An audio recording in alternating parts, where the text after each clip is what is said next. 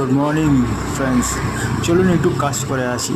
একটু কাপড় নিই, কাপড় কিনি জামা কাপড় বানাবার জন্য। সো প্রথমে একটু কাপড় কিনলাম মার্কেট থেকে, ঠিক মতো কাপড় ওই বাচ্চাদের জামা কাপড় বানানোর জন্য।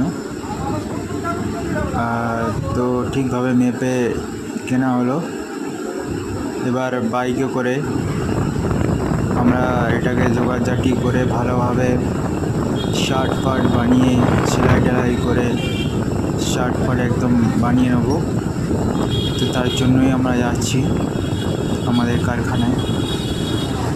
সেখানে খুব ভালোভাবে কামগুলোকে পেতে সেগুলোকে কেটে সেলাই করে তারপর আয়রন করে সেগুলো প্যাকেজিং করে সব রকম করে এবার হাটে নিয়ে যাওয়ার ব্যবস্থা হলো। তো তারই ব্যবস্থা হচ্ছে। তো তাকে কারখানায় ঢুকি,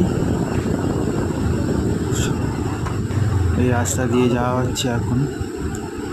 এবার আমরা কারখানা থেকে সব তৈরি করে বা হাটে নিয়ে গিয়ে সেগুলোকে বিক্রি করব।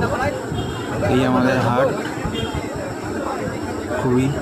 খুবই জনবহুল হাট। So thank you so much for watching my video.